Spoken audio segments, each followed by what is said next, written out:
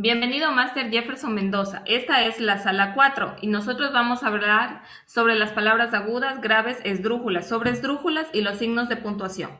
Las palabras agudas son aquellas palabras que llevan el acento en la última sílaba.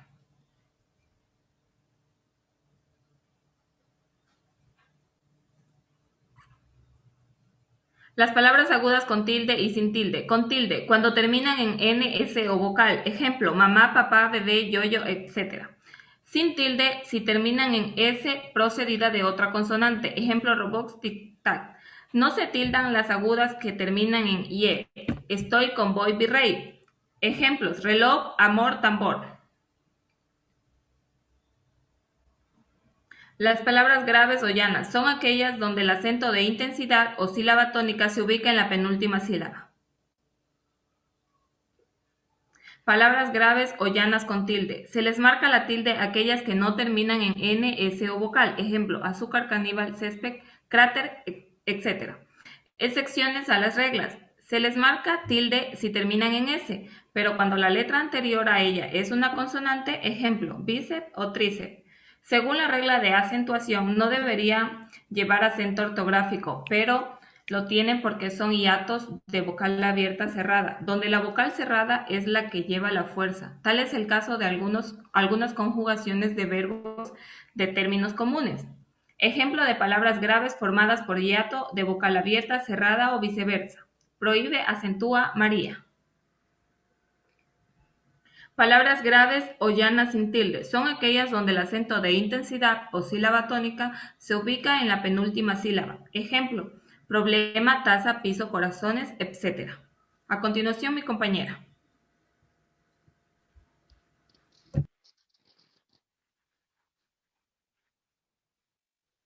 Las palabras esdrújulas llevan el acento o mayor fuerza de voz en la antepenúltima sílaba.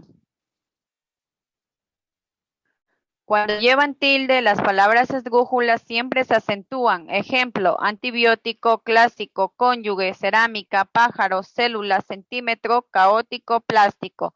Excepción cuando se trata de palabras esdrújulas que corresponden a adverbios terminados en mente, se mantiene la acentuación del adjetivo que lo origina y se desestima la regla de colocar tilde siempre. Por ejemplo, felizmente, velozmente, cabalmente.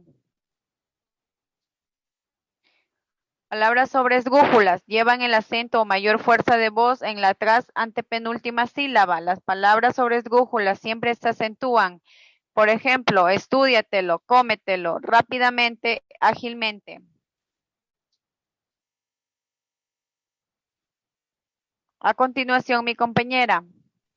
Signos de puntuación son señales o marcas gráficas que permiten al redactor estructurar un discurso escrito al tiempo que le permite al lector identificar las inflexiones del texto, es decir, el modo de entonación y las pausas necesarias que facilitan su comprensión.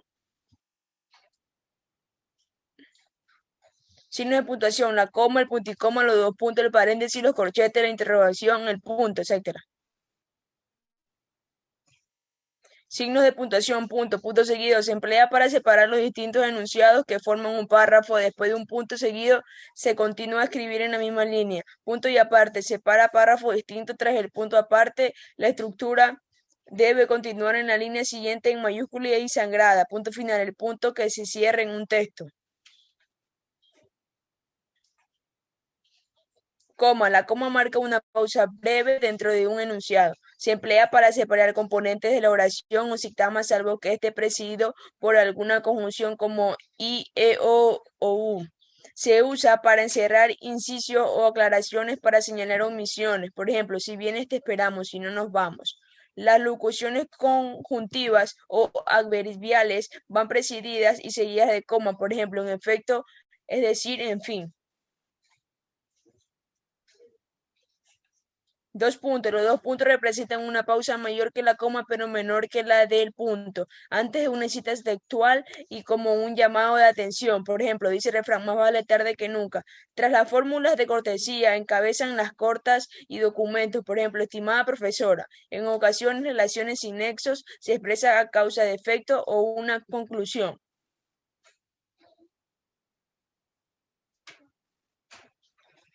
Punto y coma. Se utiliza hacer una pausa más prolongada que la coma. Se utiliza para separar oraciones que ya vienen separadas por una coma y requiere enunciados con significados.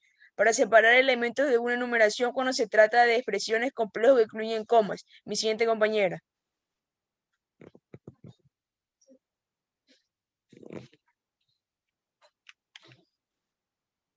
Signos de interrogación. El uso de los signos de interrogación marca el principio y el fin de una pregunta formulada de manera directa. Por ejemplo, ¿qué quieres?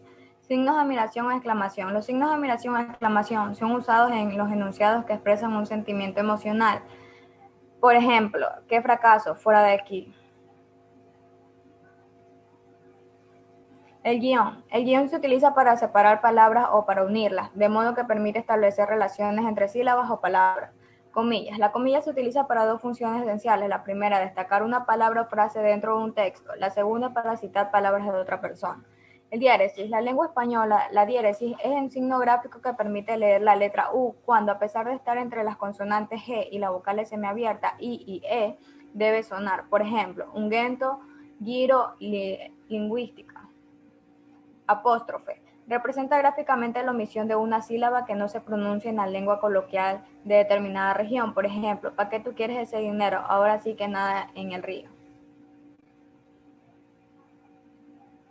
Paréntesis. Se utiliza para hilar aclaraciones, datos, fechas, países o ideas. Por ejemplo, la Metamorfosis de Kafka, publicada en 1915, es una obra fundamentalmente de la literatura contemporánea.